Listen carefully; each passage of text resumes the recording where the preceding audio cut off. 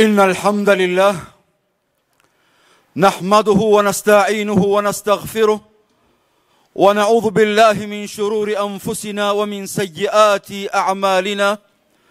من يهديه الله فلا مضل له ومن يضلل فلا هادي له. وأشهد أن لا إله إلا الله وحده لا شريك له وأشهد أن محمدا عبده ورسوله صلى الله عليه وعلى آله وأصحابه وسلم تسليما كثيرا. يا أيها الذين آمنوا اتقوا الله حق تقاته ولا تموتن إلا وأنتم مسلمون. يا أيها الناس اتقوا ربكم الذي خلقكم من نفس واحدة وخلق منها زوجها وبث منهما رجالا كثيرا ونساء واتقوا الله الذي تساءلون به والأرحام إن الله كان عليكم رقيبا. يا أيها الذين آمنوا اتقوا الله وقولوا قولا سديدا يصلح لكم أعمالكم ويغفر لكم ذنوبكم ومن يطع الله ورسوله فقد فاز فوزا عظيما. أما بعد فإن أصدق الحديث كتاب الله وخير الهدي هدي محمد صلى الله عليه وسلم وشر الأمور محدثاتها وكل محدثة بدعة وكل بدعة ضلالة وكل ضلالة في النار. أعاذنا الله وإياكم من النار. إخواني الأعزة وأحبابي في الله، فإني أوصيكم ونفسي بتقوى الله سبحانه فقد فاز المتقون. يقول رب العزة والجلال في كتابه الكريم: واتقوا يوم ترجعون فيه إلى الله ثم توفى كل نفس ما كسبت وهم لا يظلمون. Ndugu zangu katika imani, baada ya kumhimidi Allah tabaraka wa taala na kumtakia rehma kipenzi chetu, mwalimu wetu Sayyid al-awwalin wal-akhirin alayhi salatu wassalam, Mtume Muhammadin sallallahu alayhi wasallam, na kuhusieni nikiwa mwanzo kabisa kuihusia nafsi yangu mwenyewe kumcha Allah. Ndugu zangu katika imani, khutba yetu ya leo al-istidad li-yawm ar-rahil, kujiandaa na safari ya kuelekea kwa Mola wetu. Ndugu zangu katika imani, kila mmoja anatakiwa afahamu kwamba tupo katika ulimwengu huu kwa muda mfupi mno. Rasilimali yangu na yako ni pumzi yetu ambayo Allah alikuwa ameturuzuku katika mgongo wa ardhi. Ndugu zangu katika imani, aya ya mwisho kuteremka ndani ya Qur'an, aya ya mwisho kuteremka katika Qur'an ambayo Allah tabaraka wa taala anamteremshia mtume wetu Muhammadin sallallahu alayhi wasallam kupitia kwa Jibril, aminul wahy, aminus samaa, kama rawa al-Imam al-Bukhari fi sahihi min hadith al-Bara ibn Azib. Aya mwisho kuteremka ndani ya Qur'an, kauli yake Allah: wattaqu yawma turja'una fihi ila Allah thumma tuwaffa kullu nafsin ma kasabat wa hum la yudhlamun. Ndugu yangu katika iman, ebu itafakari aya hii ambayo ndio ujumbe wa mwisho anaoteremshiwa mtume Muhammadin sallallahu alayhi wasallam kuhitimisha Qur'an.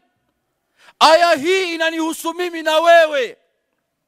Allah aliposema iogopeni siku ambayo mtakayorejeshwa kwa Allah, tahadharini na siku ambayo mtakayorejeshwa kwa Allah tabaraka wa taala.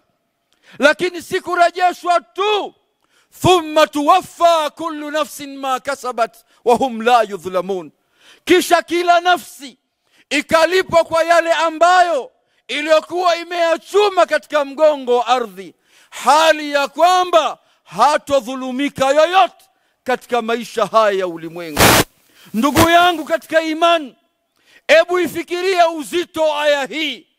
Unaishi katika ulimwengu huu kwa muda uliokuwa mfupi, kisha Allah tabaraka wa taala anakuambia ogopa siku ambayo malakul maut atakuja kutoa roho yako, kisha ukaelekea katika maisha ya barzakh, kisha ukaja ukafuliwa kuja kusimama kwenye mahakama ya Allah. Waja wema walikuwa wametangulia, Ibrahim Taimi rahmatullah alayhi, kwa muktadha wa aya hii anasema shay'ani qati'anni ladhata dunya, mambo mawili yanaondosha kabisa kwangu mimi ladha ya maisha ya ulimwengu. Kila nikikumbuka mambo mawili katika maisha yangu, ladha yote ya ulimwengu inaniondoka. Kila nikifikiria haya mambo mawili, ladha starehe ya maisha ya ulimwengu inaniondoka. Anasema dhikrul maut, nikikumbuka siku ambayo malakul maut anakuja kuitoa roho yangu, na achana na familia yangu, rafiki zangu, mke wangu, mume wangu, watoto wangu, wazazi wangu, majirani zangu, pale ambapo malakul maut anakuja kuitoa roho yangu. Nikikumbuka hali ile, mapenzi yote ya kuipenda dunia inaondoka.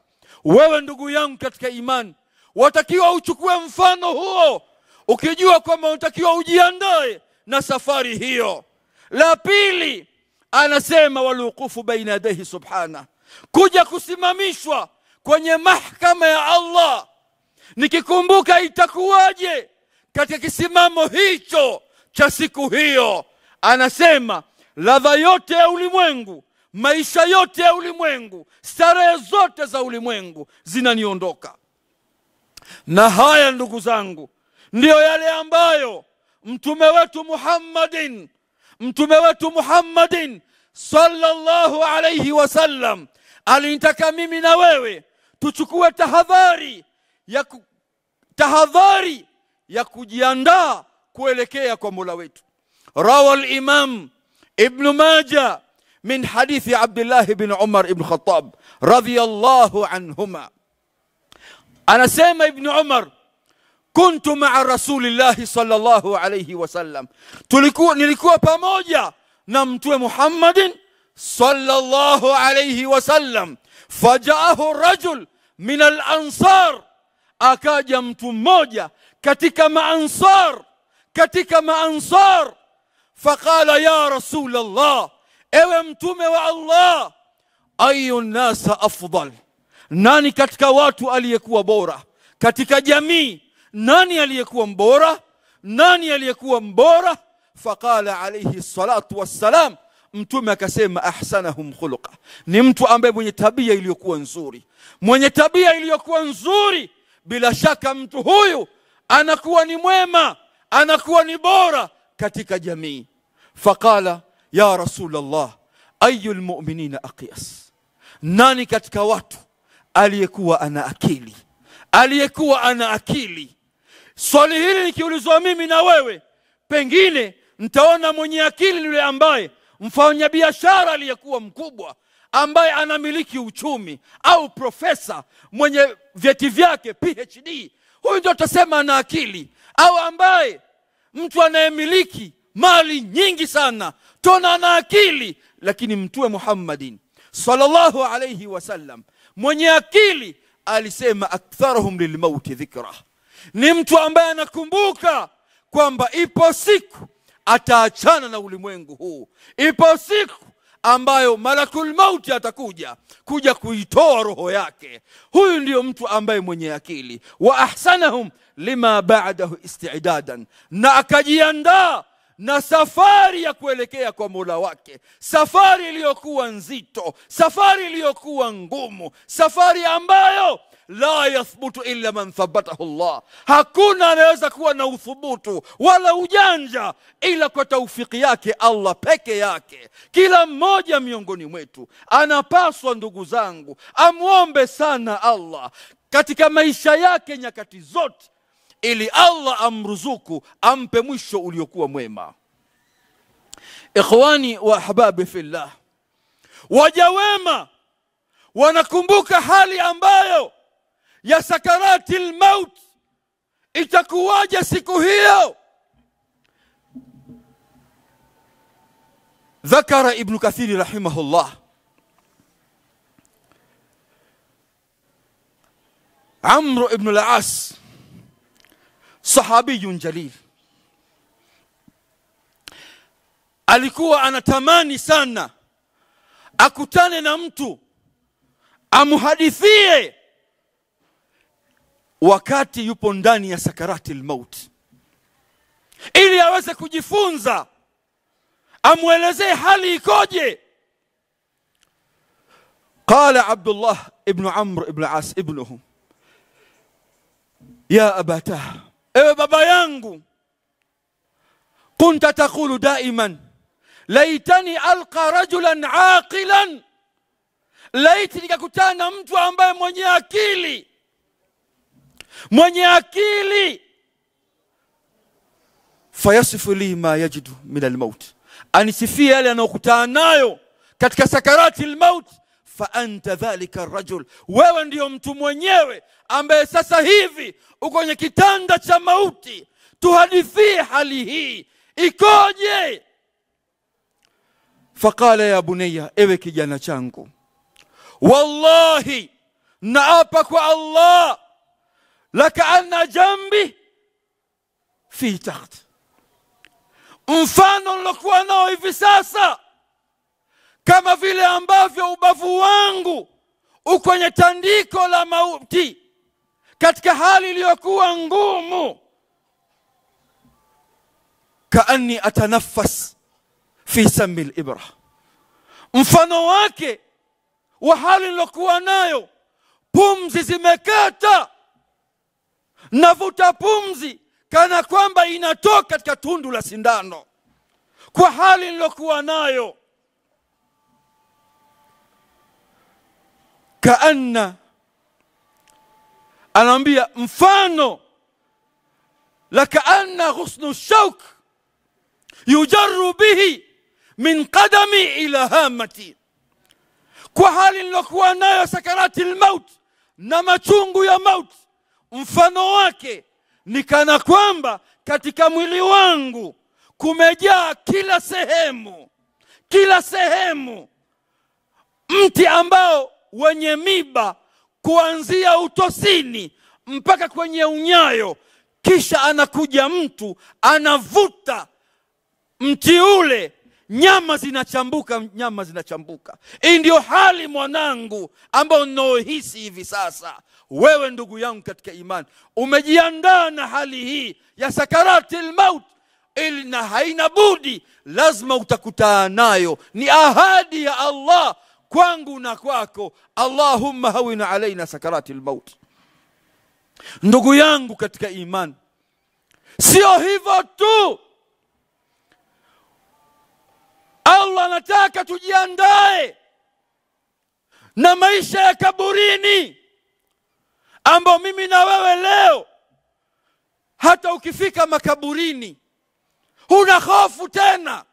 Dunia imetutawala, tunawazika wapendo wetu, jamaa zetu, marafiki zetu, unawafikisha makaburini, lakini wakati huo pengine una simu, una chati wakati mtu anazikwa pale. Uko ndani ya nyumba ya msiba, pengine pale uko pale unasengenya, unaongea mambo ya haramu. Ndugu yangu, hivi fikiria wakati ambapo mtu anabebwa katika mabega ya wanamume, anapelekwa makaburini. Hivi itakuwaje wakati siku hiyo wewe ndio muhusika ambaye unayebebwa kupelekwa makaburini? Rawa al-Imam Ahmad min hadithi Bara ibn Azib radhiyallahu anhu, Mtume Muhammadin sallallahu alayhi wasallam anasema, Bara ibn Azib, jalasa Rasulullah sallallahu alayhi wasallam ala shafiri alqabr, Mtume aliketi pembeni ya kaburi kule, wakati sahaba wake anazikwa, yuko pembeni, kukaa juu ya kaburi haram, kaketi pembeni, anaangalia yule ambaye anayezikwa, sahaba wake anaangalia kaburi, anaangalia hali ilivyo. Fabaka hatta bala thara, akalia Mtume Muhammadin sallallahu alayhi wasallam kwa hali ile.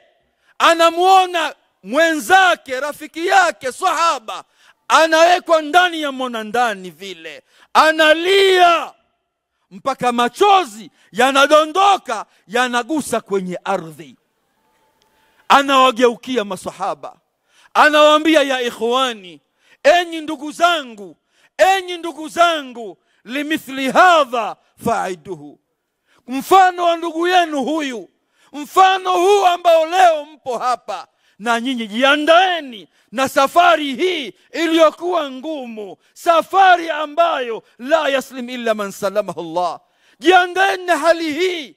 Wewe ndugu yangu, umeshafika makaburini, ukaiangalia hali ya kaburi, ukaliangalia kaburi jinsi lilivyo, kisha pale huwaidhiki. Utawaidhika katika jambo gani? Amelia aliyekuwa mbora, kipenzi cha Allah, anatokwa machozi kwa hali ya kuona kaburi. Wewe upo katika uwanja wa makaburi, unamzika ndugu yako Muislamu mwenzako, lakini huna habari yoyote, hushtuki, moyo wako hushtuki.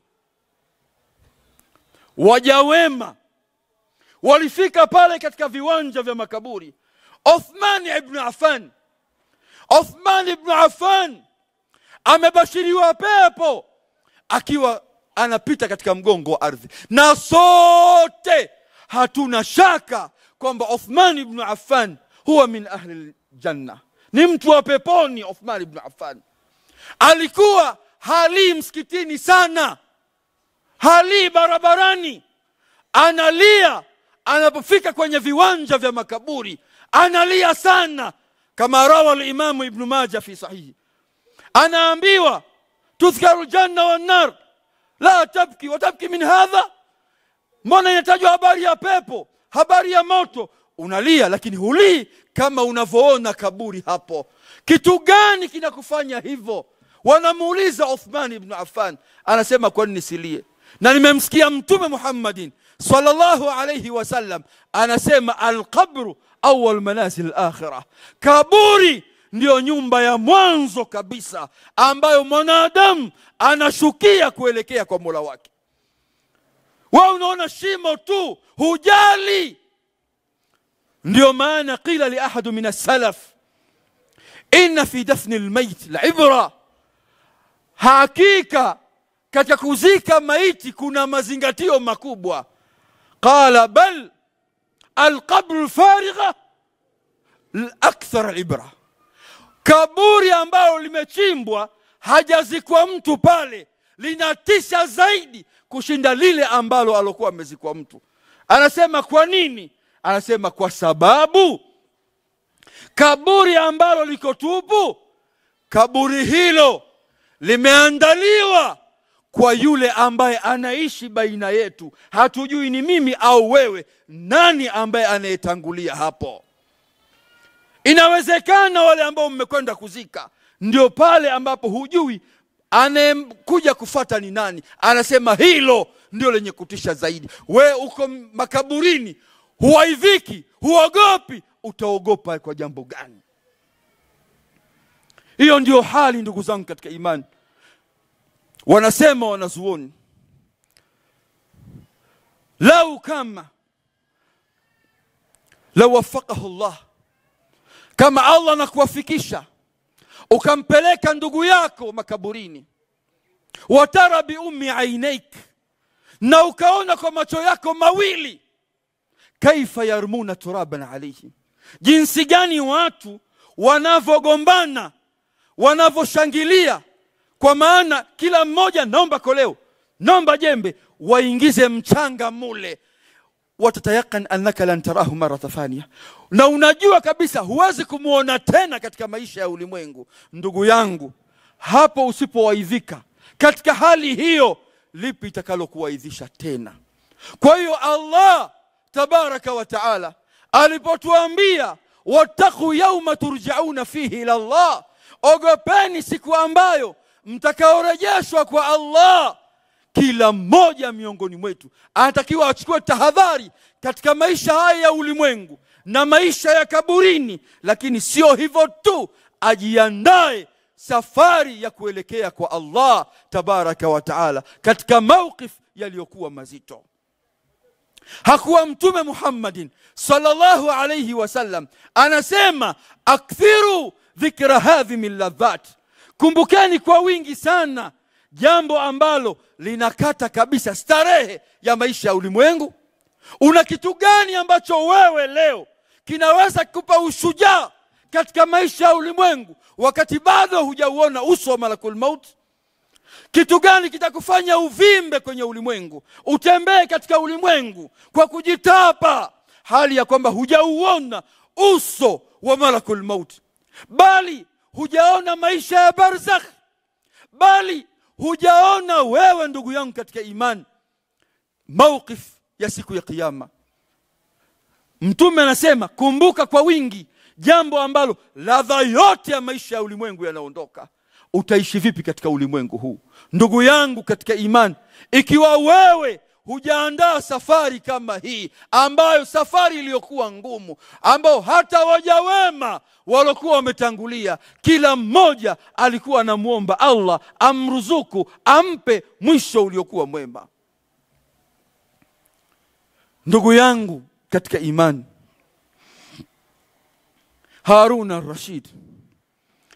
Harun al-Rashid khalifatul muslimin, imamun adil, kiongozi wa Uislamu.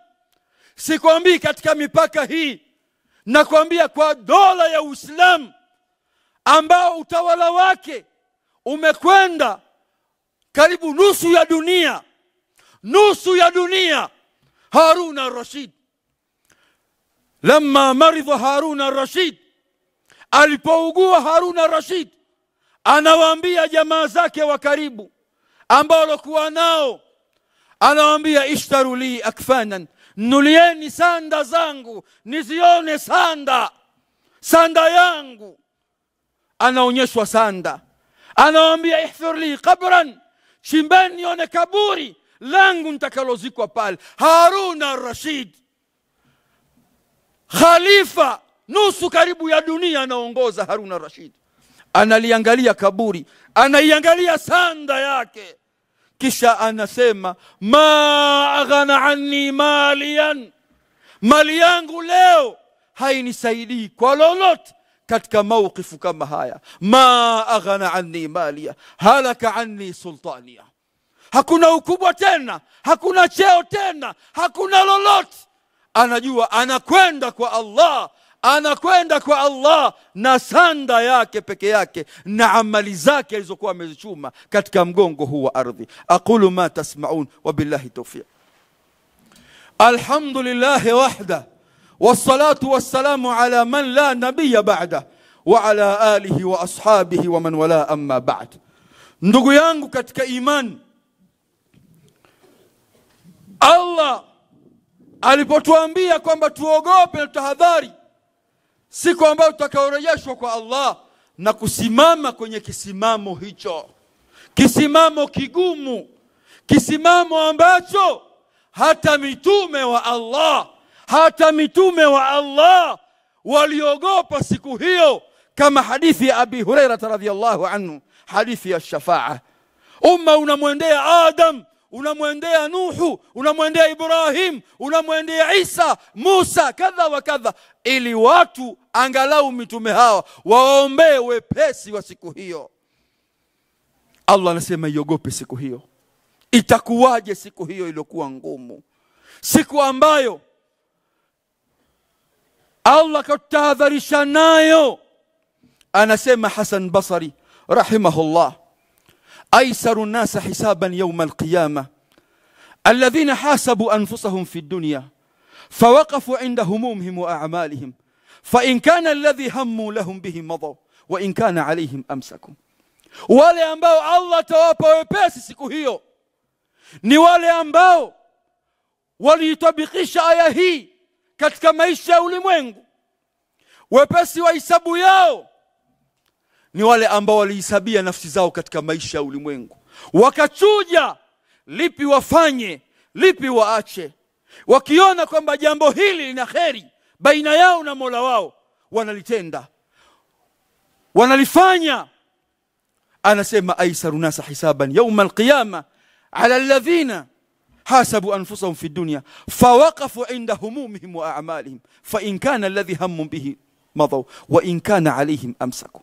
Wakiona li jambo baya wanaliacha. Wa inna ma yathqulu al-amru yawma al-qiyamah ala alladhina jazafu al-umur fi dunya akhadhuha min ghayri muhasabatin fawajadu Allah qad ahsa alayhim mathaqil tar. Itakuwa hisabu iliyokuwa ngumu, nzito kwa wale ambao waliishi katika maisha ya dunia. Ladha ya maisha yao ni matamanio ya nafsi yao, wakatenda wanayoyatenda kutimiza ghariza na hisia za maisha yao katika ulimwengu huu. Yale ambayo waliyotenda ya matamanio ya nafsi yao, hawakumwogopa Mola wao, shaitani hawakawapamba katika matendo yao. Watamkuta Allah amewahesabia yale waliokuwa wameyafanya, hata kama dogo kiasi gani siku hiyo. Thumma qara hadhihi al-aya, kisha Hasan Basri akaisoma aya hii. وأوذي الكتاب فترى المجرمين مشفقين مما فيه ويقولون يا ويلتنا ما لهذا الكتاب لا يغادر صغيرة ولا كبيرة إلا أحصاها ووجدوا ما عملوا حاضرا ولا يظلم ربك أحدا. daftari takapowekwa, kila mmoja akapewa daftari lake pale, utaona wale ambao waliokuwa watu waovu, watu wabaya, waliokuwa wanaishi katika ulimwengu kwa kufuata matamanio ya nafsi zao, wakiyaogopa madaftari yao, wanayakimbia siku hiyo. Wanasema, lina nini hili daftari? La yughadiru saghiratan wala kabiratan illa ahsaha. Lina nini daftari hili? Halikuacha dogo, halikuacha kubwa, kila kitu kimo ndani humo. Kila kitu Allah kakiweka humo. Naam, kakiweka kwa sababu alikutahadharisha kwamba thumma tuwaffa kullu nafsin ma kasabat wa hum la yudhlamun. Kisha kila nafsi ikalipa kwa lile ambalo lilokuwa limechumwa, imelichuma, hali ya kwamba hatodhulumika mtu kwa lolote. La yughadiru saghiratan wala kabiratan illa ahsaha. Allah subhanahu, ndugu zangu katika imani, anatuelezea siku hiyo ambao kila mmoja anatakiwa ajiandae na safari hile. Siku iliyokuwa ngumu, siku ambayo Allah anasema yauma tubaddalu al-ardhi ghayra al-ardhi was-samawati. Siku ambayo Allah tabaraka wa taala ataibadilisha ardhi isiyokuwa hii ambayo wewe unaifahamu. Yauma tubaddalu al-ardhi ghayra al-ardhi was-samawati, mbingu sio hizi. Wabarazu lillahi al-wahid al-qahar, watu wote wanachungwa, wanapelekwa katika mahakama ya Allah, wanapelekwa huko. Watara al-mujrimin, utaona waovu siku hiyo, mushfiqina mimma fi, wanaogopa. Bali Allah anasema ndani ya Qur'an, wama qadarullah haqa qadri, wala kumwadhimisha kampa heshima Allah na hofu juu yao kwa Mola wao, haki ya kumpa Allah haki yake. Wal ardu jami'an qabadtuhu yawm al-qiyamah, ardhi zote Allah atazikunja siku ya kiyama. Ardhi 7 was-samawati matwiyatu biyamini, na mbingu 7 zote. Huogopi siku hiyo ndugu yangu katika imani, siku iliyokuwa ngumu.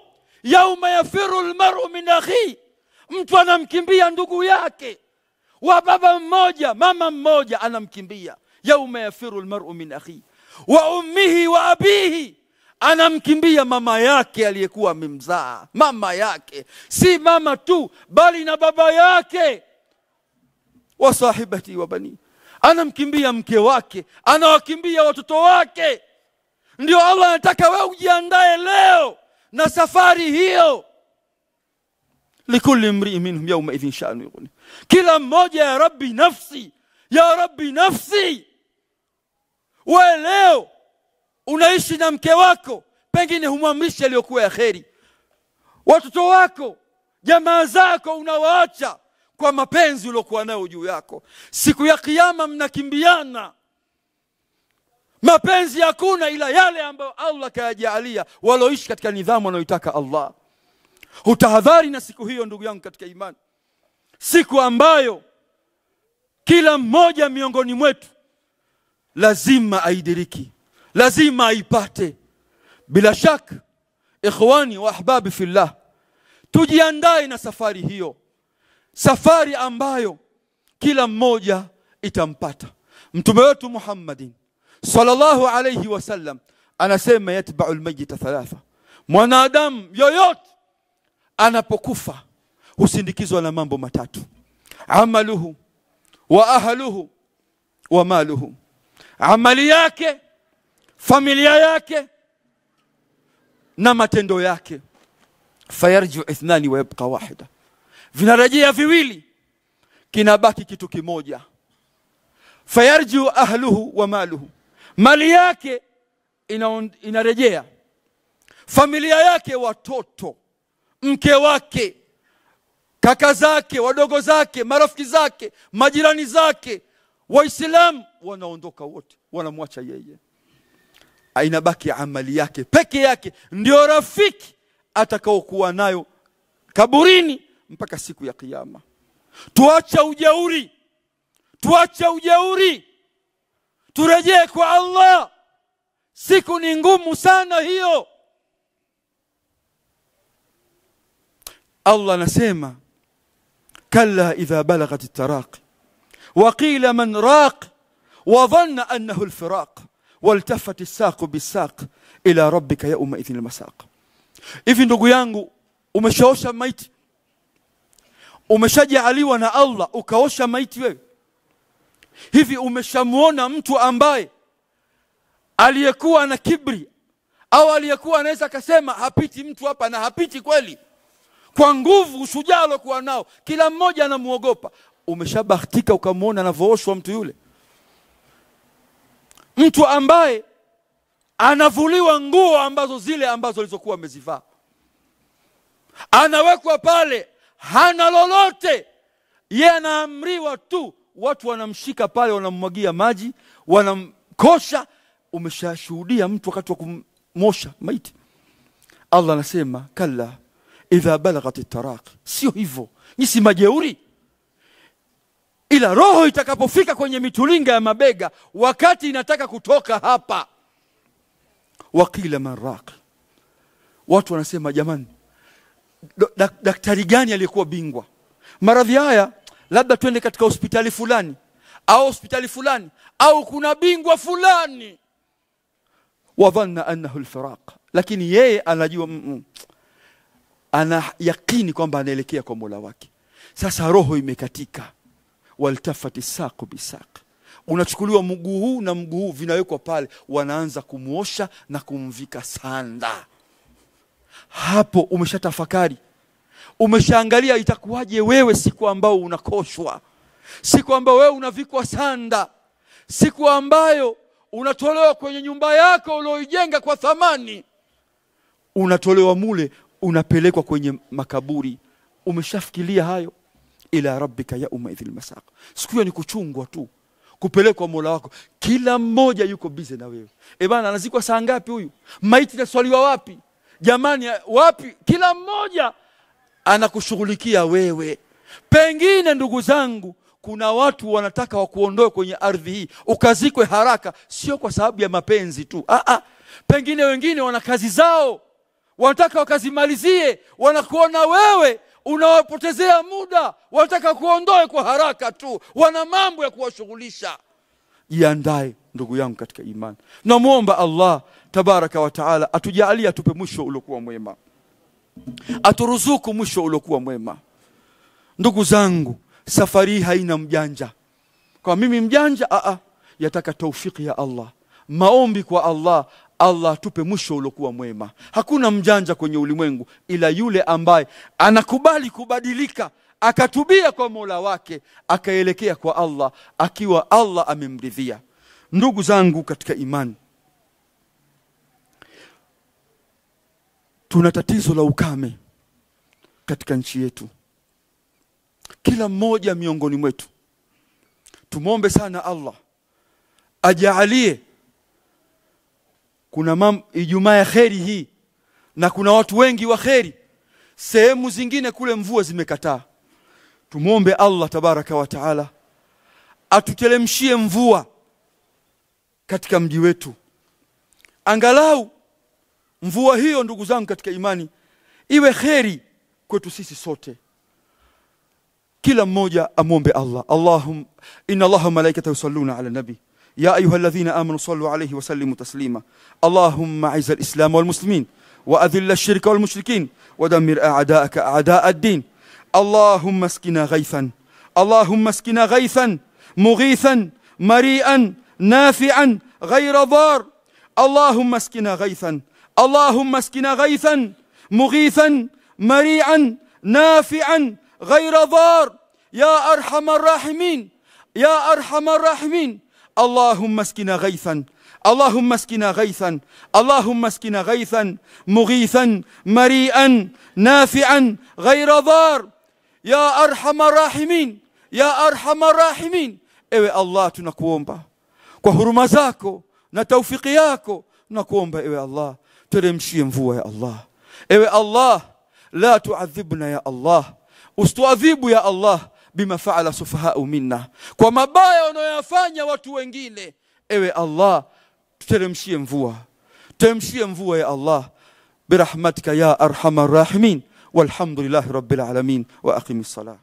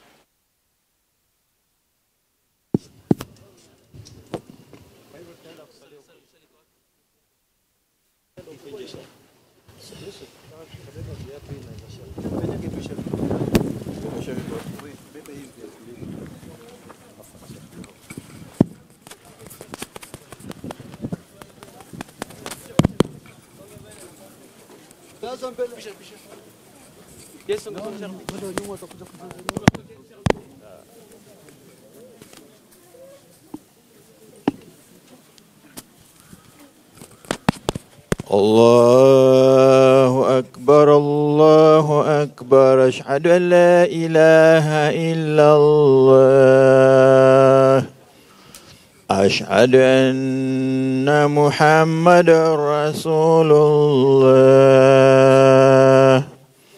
حي على الصلاة حي على الفلاح قد قامت الصلاة قد قامت الصلاة الله أكبر الله أكبر لا إله إلا الله. Tuhakikishe safu zote zimenyoka, ikhwani na akhawati. Tuhakikishe line ziko straight, usiwache fasi wala pengo baina yetu.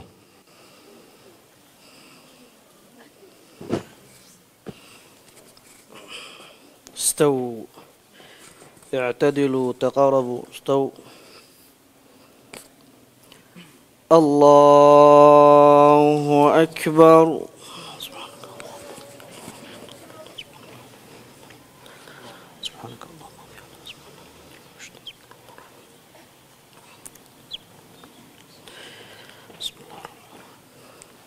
الحمد لله رب العالمين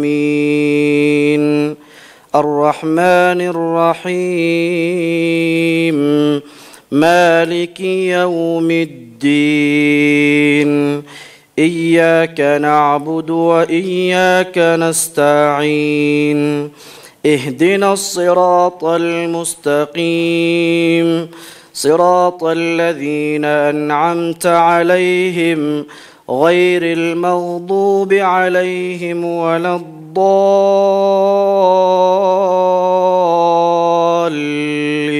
الضالين آمين.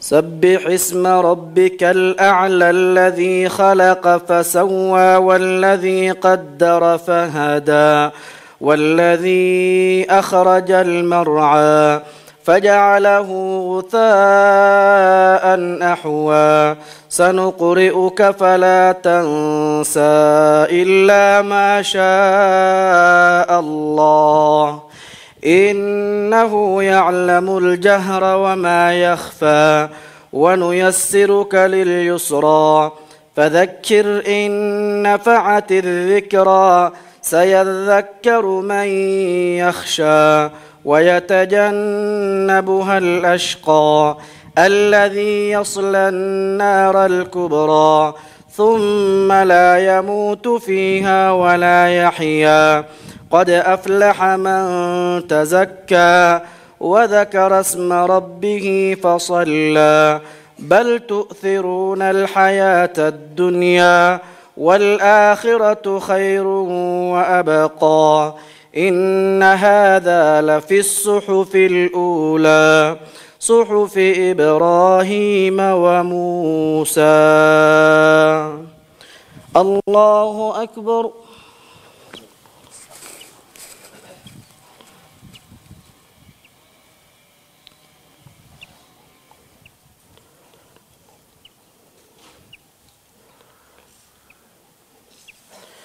سمع الله لمن حمده.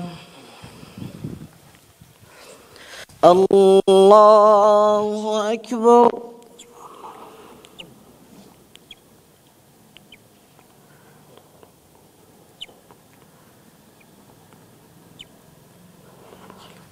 الله أكبر.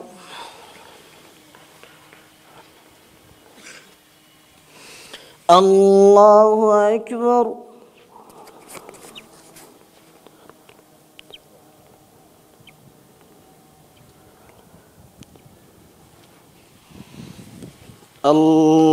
الله أكبر.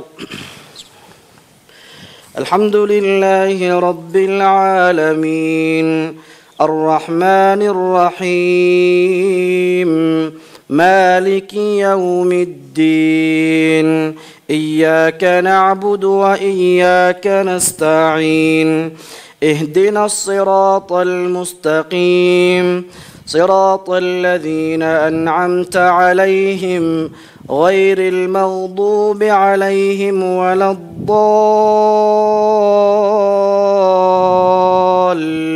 الضالين آمين.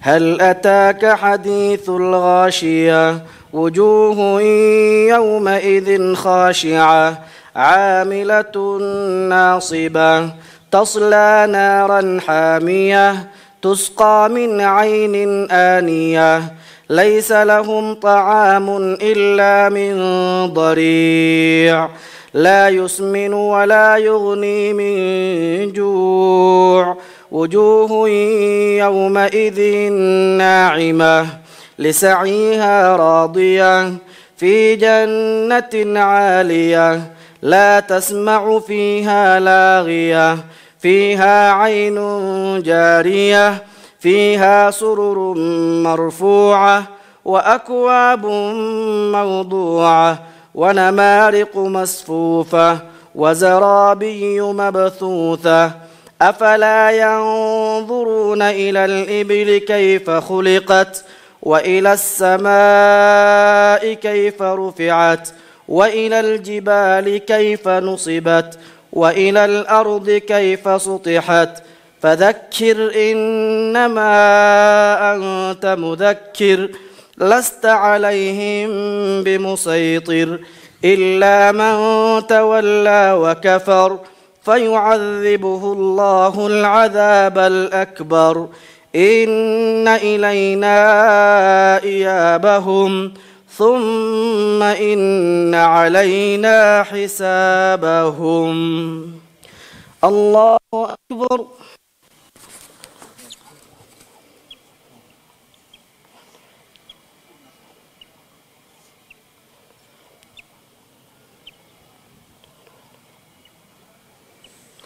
سمع الله لمن حمده.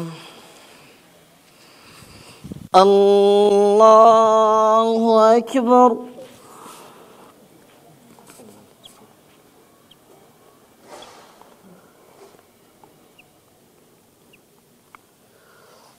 الله أكبر.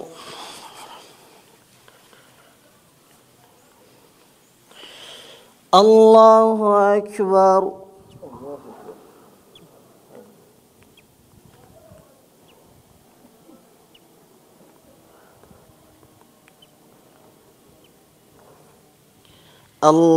الله أكبر.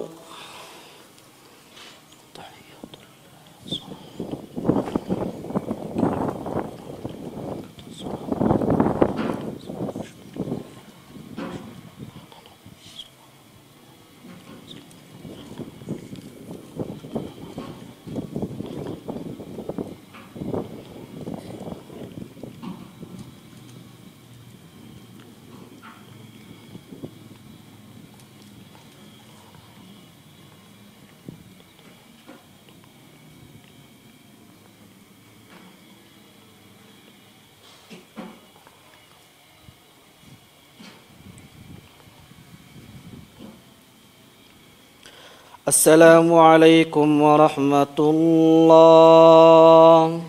السلام عليكم ورحمة الله. استغفر الله.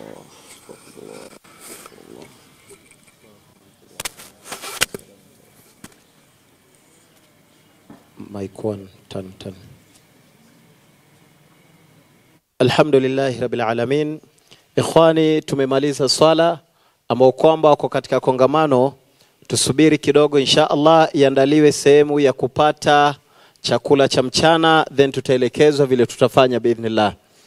Alafu programu yetu itaendelea kama kawaida kuanzia saa 9 na dakika 20 nafaa tuwe tumeketi. Saa 9:30 tunaendelea na program insha Allah.